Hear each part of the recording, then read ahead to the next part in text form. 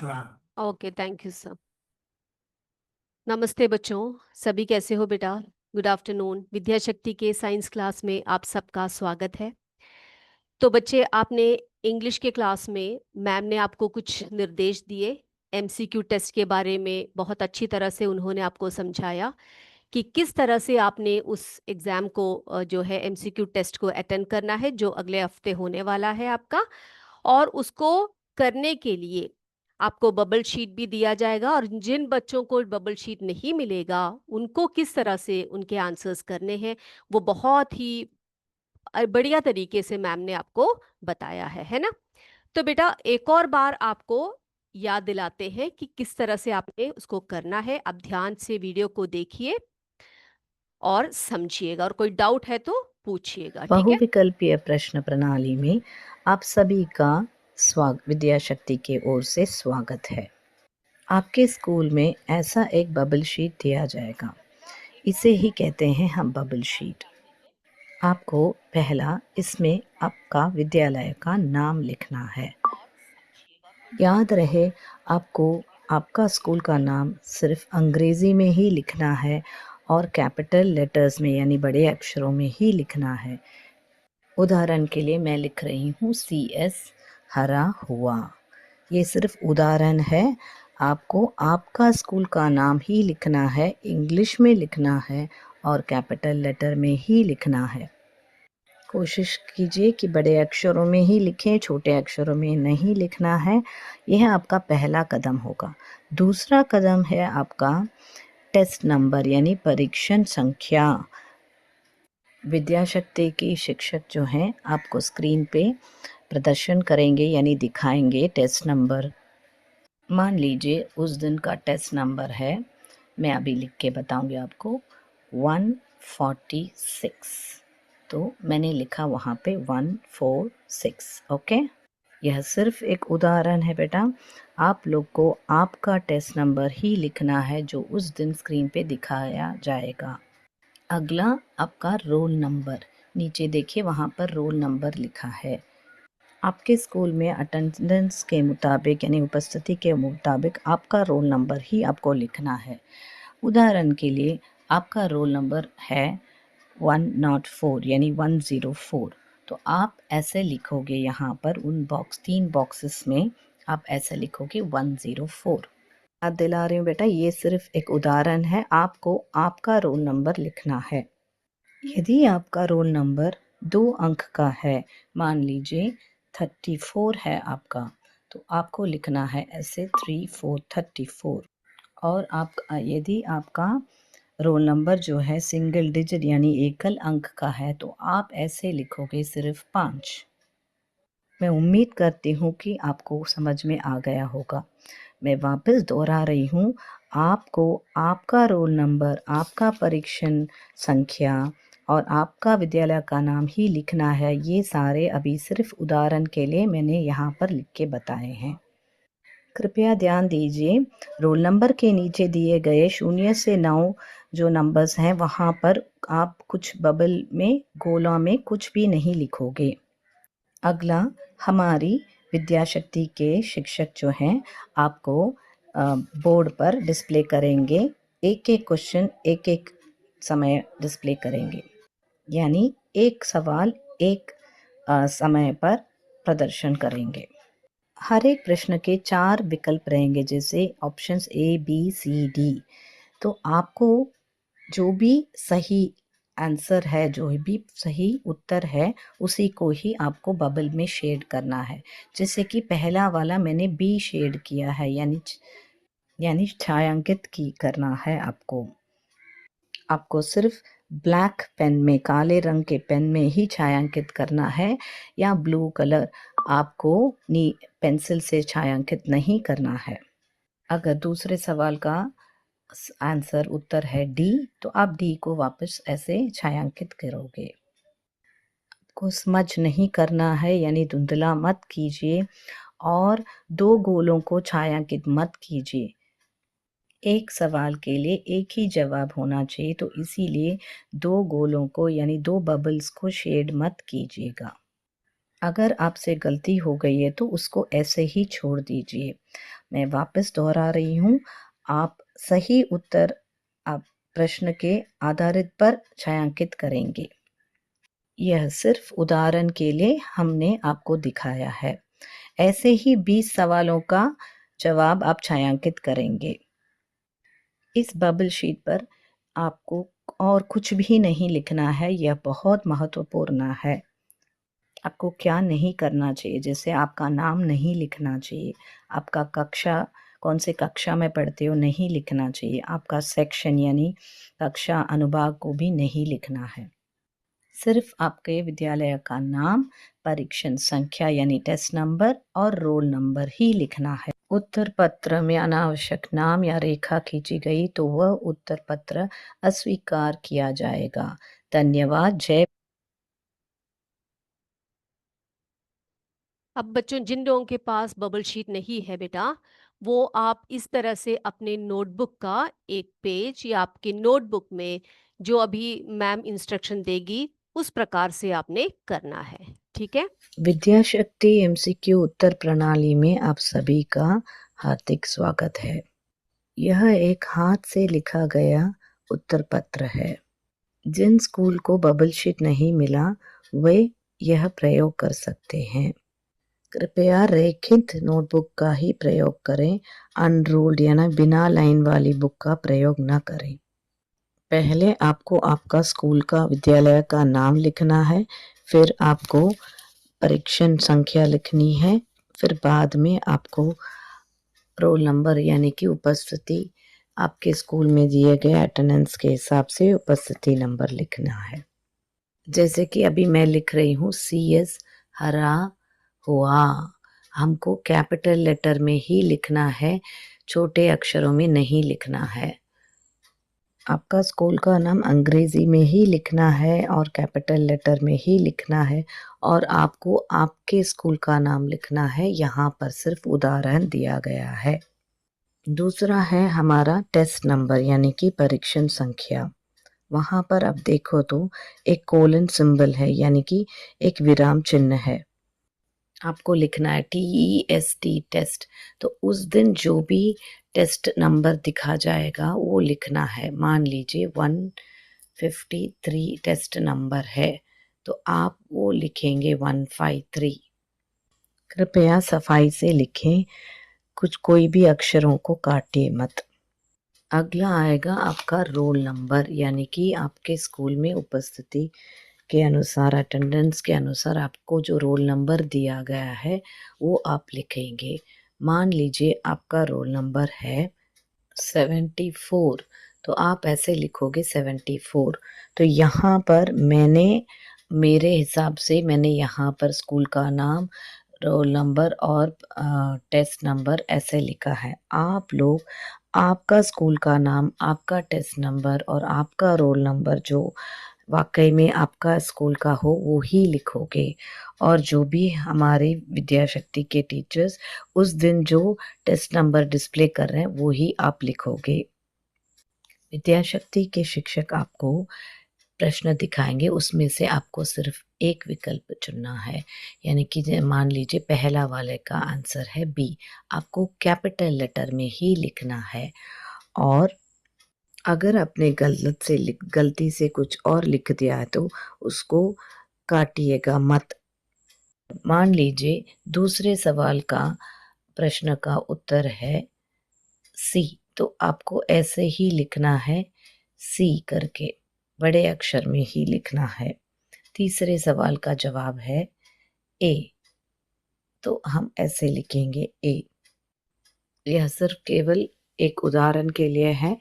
आपको उस दिन आपको जो भी सही प्रश्न का उत्तर है वो ही लिखना है।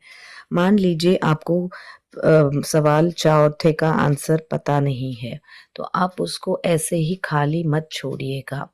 आपको कोई तो विकल्प चुन के लिखना ही पड़ेगा, जैसे कि मैं यहाँ लिख रही हूँ 4th 1 का D, चौथे आंसर D। मैं वापस दोहरा रही हूँ, प्लीज वो जगह खाली मत छोड़िएगा, वहां पर कोई तो विकल्प आपको लिखना ही है, जैसे A B C या D। आपके बाएं हाथ के ओर पे आप 1 से 10 नंबर लिखोगे। आपके दाहिने हाथ के ओर आप 11 से 20 नंबर संख्या लिखोगे और उन दोनों के बीच में एक अंतर छोड़ोगे। आप ऐसा लिखोगे, यानी नंबर अंक 1 लिख के उसके बाद बिंदु डालोगे, उसके बाद आप कैपिटल लेटर में आपका विकल्प लिखोगे। आप 1 लिख के ओपन ब्रैकेट या क्लोज ब्रैकेट या एंगल ब्रैकेट, ऐसे कोई भी ब्रैकेट सब नहीं लिखोगे। सिर्फ नंबर लिखोगे, आपकी 1 संख्या या 2 संख्या, नंबर 2 ऐसे लिख के उसके पास में एक डॉट डाल के यानी कि बिंदु डाल के आप कैपिटल लेटर में आपका आंसर लिखोगे। आपका नाम, आपके कक्षा का नाम या सेक्शन या कोई लकीर खींचना या कोई तस्वीर बनाना, ऐसा कुछ भी आप नहीं करोगे। आंसर के अलावा आप कुछ भी और नहीं लिखोगे। आप किसी अक्षर को काटेंगे नहीं यानी ओवरराइट नहीं करेंगे। इस कागज को सिकड़ेंगे नहीं यानी क्रम्पल नहीं करोगे। सही उत्तर आप प्रश्न के आधारित पर ही लिखेंगे। यहाँ पर सब उदाहरण ही दिए हैं। अगर कोई अनावश्यक नाम या रेखा खींची जाएगी तो वो उत्तर पत्र अस्वीकार किया जाएगा। जय विद्याशक्ति, जय हिंद, जय भारत। तो बच्चों, आई होप ये आपको बिल्कुल क्लियर है, कोई डाउट नहीं है किसी को भी।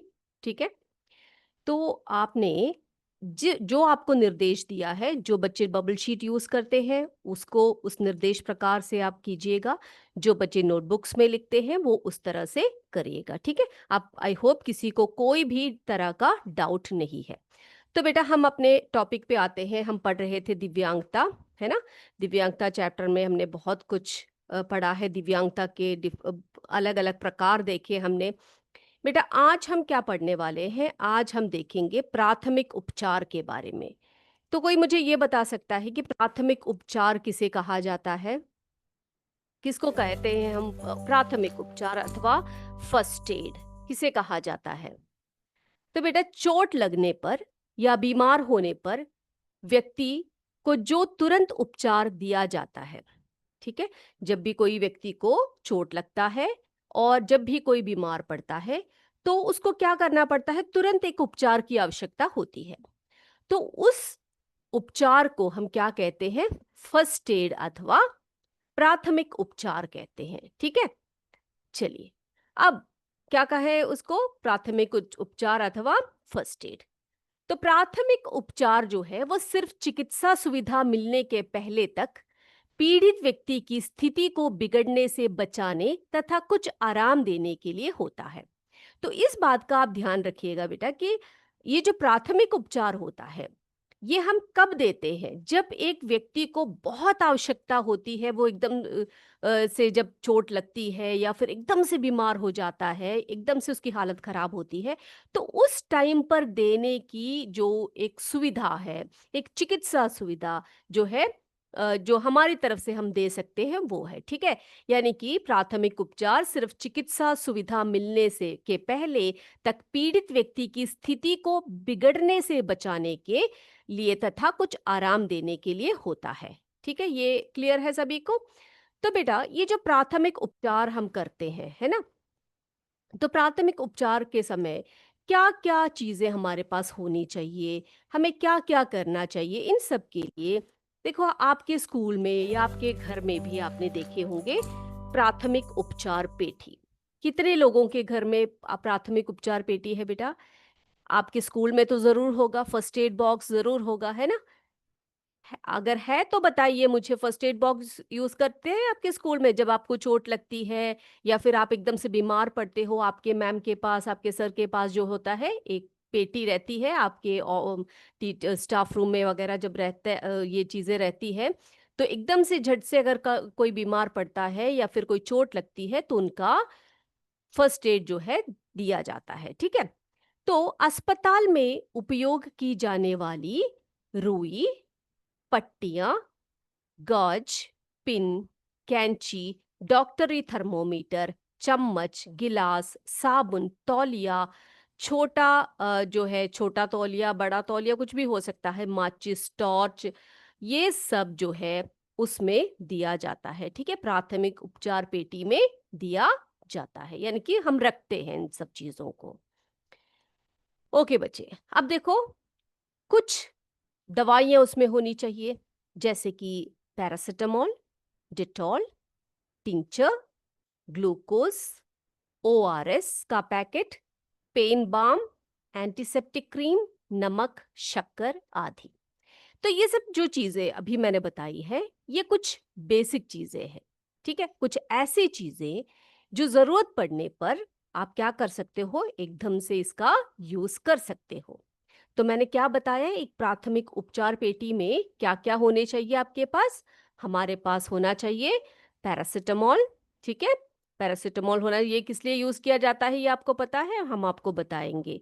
तो पैरासिटामोल की दवाई होनी चाहिए, डिटॉल की दवाई होनी चाहिए, टिंचर होना चाहिए, ग्लूकोज होना चाहिए उसमें, ओआरएस का पैकेट होना चाहिए, पेन बाम, एंटीसेप्टिक क्रीम, नमक, शक्कर आदि, ठीक है। अब देखो, पैरासिटामोल की जो दवाई होती है, जो टैबलेट होती है, वो बुखार उतारने, ग्लूकोज तथा ओआरएस का पैकेट उल्टी व चक्कर को रोकने का काम करता है। ओके, तो हम सभी जानते हैं, झट से अगर कोई बच्चे को बुखार आ गया है तो क्या किया जा सकता है, पैरासिटामोल की एक टैबलेट जो है दिया जाता है। अब देखो, ग्लूकोज भी रखते हैं, ओआरएस का पैकेट भी रखते हैं, है ना। तो नमक शक्कर का घोल जो ओआरएस के नाम से जाना जाता है, उसको तुरंत उस समय दिया जाता है जब कोई व्यक्ति जल्दी से अचानक से उल्टी करता है या उसको चक्कर आने लग पड़ता है, उसका बैलेंस बिगड़ने लगता है, तो क्या किया जाता है, झट से उसको पानी में घोलकर दिया जाता है। ओके, अब देखो बेटा, एंटीसेप्टिक क्रीम तथा डेटॉल का हम उपयोग कब करते हैं, जब किसी को घाव लगती है या चोट लगती है। तो क्या होता है, जब चोट लगती है तो वो चोट या घाव जो है वो खुला होता है ना। उस टाइम पर वहां पर बहुत सारे जो सूक्ष्म जीव है वो आक्रमण कर सकते हैं, तो उनके संक्रमण से बचने के लिए, ठीक है, तो माइक्रो ऑर्गेनिजम्स जो छोटे छोटे जो सूक्ष्म जीव होते हैं, जो हमारे शरीर में जब प्रवेश करते हैं तो हमें बीमार कर देते हैं। तो उस घाव से वो क्या कर सकते हैं, हमारे शरीर के अंदर आ सकते हैं।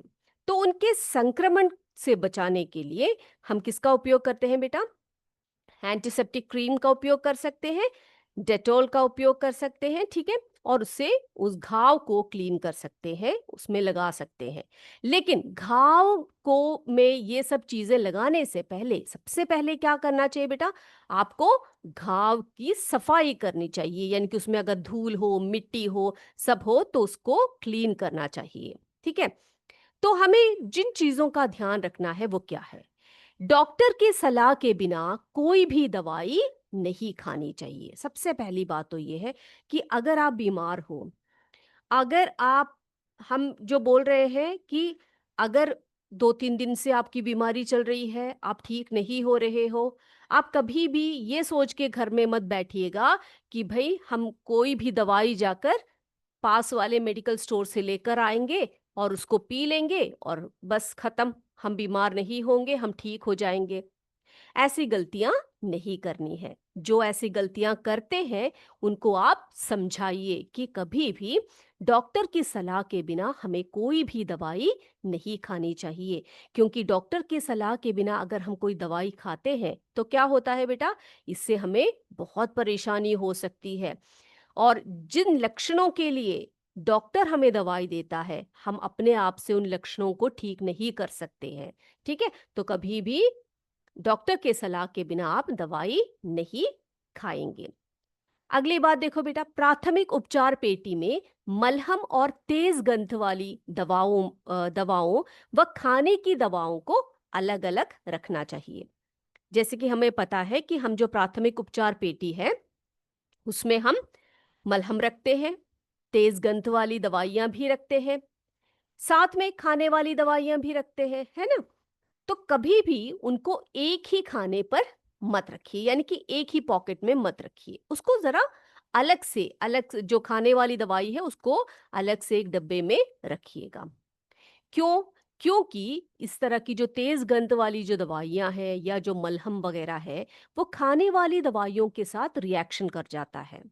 इसीलिए कभी भी आप क्या नहीं करना चाहिए, प्राथमिक उपचार पेटी में मलहम और तेज गंध वाली दवाइयों को खाने वाली दवाइयों से अलग रखना चाहिए। ओके। अब एक और बहुत महत्वपूर्ण बात यह है कि दवाएं खरीदते समय, जब भी आप मेडिकल स्टोर से दवाएं खरीदते हो, तो उसको खरीदते समय व उपयोग करते समय हमेशा एक बात का आप ध्यान रखिएगा कि उनका उपयोग जो है, उसकी अंतिम तारीख जो है अवश्य देख लेनी चाहिए। ठीक है। तो आपके जो दवाई की बॉक्स है या जो दवाई का जो टैबलेट है, उसके ऊपर जो है एक डेट लिखी होती है बेटा। एक होती है मैन्युफैक्चरिंग डेट होती है, दूसरी होती है एक्सपायरी डेट होती है। ठीक है। तो ये एक्सपायरी डेट क्या होती है बेटा? अंतिम तारीख होती है। तो जो एक्सपायरी डेट है, जैसे कि एक दवाई मैं ले रही हूं और उस दवाई की अंतिम डेट जो है अक्टूबर है, 2 अक्टूबर है या 3 अक्टूबर है। ठीक है। तो आज कितना डेट हो गया? आज है 1 नवंबर, है ना? तो आप पहले देखेंगे कि उसकी अंतिम तारीख कितनी है। आप जैसे ही देखते हो कि उसकी अंतिम तारीख जो दिया हुआ है वो अक्टूबर में ही खत्म हो रही है, तो आप क्या करोगे? उस दवाई को नहीं लेंगे। ठीक है। उसको आप डिस्कार्ड कर दो, उसको उसका उपयोग आप छोड़ दो, उसको फेंक दो। ठीक है।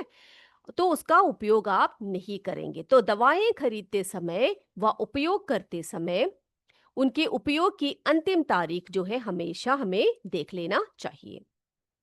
और ऐसी दवाएं जिसके उपयोग की तारीख निकल चुकी है, उन्हें प्राथमिक उपचार पेटी से निकालकर उनके स्थान पर नई दवाइयां जो है रख देनी चाहिए। और दूसरी बात, यात्रा पर जाते समय प्राथमिक उपचार पेटी को अवश्य साथ ले जाना चाहिए। आप कहीं पर भी यात्रा पे जा रहे हो, ठीक है, कहीं पर भी पिकनिक मनाने जा रहे हो या फिर किसी और आवश्यकता से आप बाहर जा रहे हो, तो हमेशा ये ध्यान रखिए कि आपके पास एक छोटा सा एक प्राथमिक उपचार पेटी जरूर आपके साथ हो, ताकि आपको कोई भी जल्दी से कोई जरूरत पड़े तो आप उसका उपयोग कर पाए। ठीक है। और मैंने जैसे कि आपको पहले बताया कि बाजार से दवा खरीदते समय दवा पर लिखा हुआ निर्माण दिनांक, मैन्युफैक्चरिंग डेट कहते हैं हम उसको, निर्माण दिनांक तथा उपयोग की अंतिम दिनांक को अवश्य ही देख लेना चाहिए। अंतिम दिनांक के बाद दवा का उपयोग नहीं करना चाहिए। अगर आप अंतिम दिनांक के बाद उस दवा का प्रयोग करेंगे तो क्या होगा बेटा? आपको जो है बहुत ही परेशानियां होंगी। हो सकता है आपके बॉडी में कुछ रिएक्शन कर जाए, आपके शरीर में कुछ और तरीके की बीमारी को वो जन्म दे देगी। ठीक है। तो आप कभी भी क्या नहीं करेंगे बेटा? पुरानी दवाइयों का उपयोग नहीं करेंगे। आपके पास एक उपचार पेटी है, तो आप क्या करेंगे? उसको उसमें नई दवाइयों से भरेंगे या नई दवाइयों को रखेंगे। ठीक है। अब अगला जो टॉपिक है वो है कि जब आपको चोट लगती है या फिर आपके फ्रेंड्स को या फिर आपके आसपास के कई जो लोग हैं, उनमें जब चोट लगती है तो आपको क्या करना चाहिए? आपको चोट लगने पर सबसे पहले क्या करना चाहिए? ठीक है। देखो बच्चे, अगर आपकी चोट गंभीर है या फिर आपकी जो साथी है या आपके घर के कोई सदस्य है, उनका चोट अगर गंभीर है, यानी कि थोड़ा सा सीरियस आपको लग रहा है, ज्यादा खून बह रहा है या फिर कुछ बड़ा सा घाव है, तो क्या करोगे बेटा? तो आप स्वयं चिकित्सा कभी नहीं करोगे। कभी भी ये सोच के नहीं बैठेंगे कि भाई ये ठीक हो जाएगा, खून रुक जाएगा, रक्त रुक जाएगा, हम जो है थोड़ा सा मलहम पट्टी कर देते हैं, ऐसा कभी नहीं करना है। तो यदि चोट गंभीर हो तो चिकित्सक को बुलाना चाहिए या पीड़ित व्यक्ति को चिकित्सक के पास ले जाने का प्रयास करना चाहिए। ठीक है। या तो फिर आप डॉक्टर को बुला लो या फिर आप उस व्यक्ति को जिसकी घाव बड़ा है या चोट गंभीर है, आप उसे जल्द से जल्द बिना समय को गवाए आप जल्द से जल्द क्या करेंगे बेटा? उनको डॉक्टर के पास ले जाएंगे। ठीक है। घायल अंग से यदि रक्त बह रहा हो तो उसे बंद करने का प्रयास करना चाहिए। अगर सोचिए एक व्यक्ति घायल हो गया है और उसका रक्त जो है बुरी तरह से बह रहा है, उसकी बहुत बुरी तरह से ब्लीडिंग हो रही है, तो उसको बंद करने का आपको क्या करना चाहिए? प्रयास करना चाहिए। क्योंकि अधिक रक्त बह जाने से क्या होगा बेटा? प्राणों को खतरा हो सकता है और वो व्यक्ति मर भी सकता है। ठीक है, तो घायल अंग से यदि रक्त बह रहा हो तो उसे बंद करने का प्रयास करना चाहिए, क्योंकि अधिक रक्त बह जाने से प्राणों को खतरा हो सकता है। अब तेज बहते हुए रक्त को रोकने के लिए हाथ को हृदय से ऊंचा रखना चाहिए। भाई ऐसा क्यों कहा है कि अगर आपका रक्त बहुत तेजी से बह रहा है, ठीक है, तो क्या करना चाहिए? तो आपको क्या करना चाहिए? हाथ को हृदय से ऊंचा रखना चाहिए। क्यों कहा है इस तरह से? कोई बता सकता है मुझे चैट बॉक्स में कि तेज बहते हुए रक्त को रोकने के लिए हाथ को हृदय से ऊंचे ऊंचाई पर रखना चाहिए? बताइए, ठीक है, मैं देखूंगी कौन मुझे आंसर करता है। तो ऐसे में देखो बेटा, अगर जब आपको चोट लगती है तो कई बार ऐसा होता है, खून जब बहता है तो अगर बर्फ उपलब्ध है, ठीक है, क्या उपलब्ध है? अगर आइस उपलब्ध है, बर्फ उपलब्ध है, तो उसे साफ कपड़े में, देखो बेटा, आप जो कपड़े का यूज करते हो घाव को पोंछने के लिए, घाव में बांधने के लिए, या फिर घाव में को साफ करने के लिए, वो कपड़ा कैसा होना चाहिए? वो बहुत ही क्लीन होना चाहिए, साफ कपड़ा होना चाहिए। ठीक है, साफ कपड़े से लपेट कर आप क्या कर सकते हो? उसको क्या कर सकते हो बेटा? चोट वाले स्थान पर रखने पर रक्त का बहाव जो है कम हो जाता है ना? तो आपने क्या करना है? अगर बर्फ उपलब्ध है तो उसे साफ कपड़े में लपेट कर चोट वाले स्थान पर रखें, ताकि वो खून का बहाव थोड़ा सा रुक जाए। पर अगर रक्त का बहाव ज्यादा है, आप देख रहे हो, तो तुरंत ही उस व्यक्ति को क्या कीजिएगा बेटा? तुरंत ही उस व्यक्ति को डॉक्टर के पास या आपके पास के जो अस्पताल है वहां पर जरूर ले जाएं। ठीक है, तो वहां पर ले जाने पर क्या होगा? उनका जो रक्त का बहाव को कम करने के लिए डॉक्टर्स कार्य करेंगे और उनका जो जीवन है वो भी बच जाएगा, है ना? तो हमने क्या देखा? अभी हमने देखा कि चोट लगने पर हमें क्या करना चाहिए। यदि चोट गंभीर है तो चिकित्सक को बुलाना चाहिए या पीड़ित व्यक्ति को चिकित्सक के पास ले जाना चाहिए। घायल अंग से यदि रक्त बह रहा है तो उसे बंद करने का प्रयास करना चाहिए। अधिक रक्त बह जाने से प्राणों को खतरा हो सकता है। तेज बहते हुए रक्त को रोकने के लिए हाथ को हृदय से ऊंचा रखना चाहिए। ऐसे में यदि बर्फ उपलब्ध है तो साफ कपड़े में लपेटकर चोट वाले स्थान पर आप रखेंगे तो बहाव कम हो जाएगा। और बार बार मैं यही बता रही हूं बेटा आपको कि अगर आपको लगता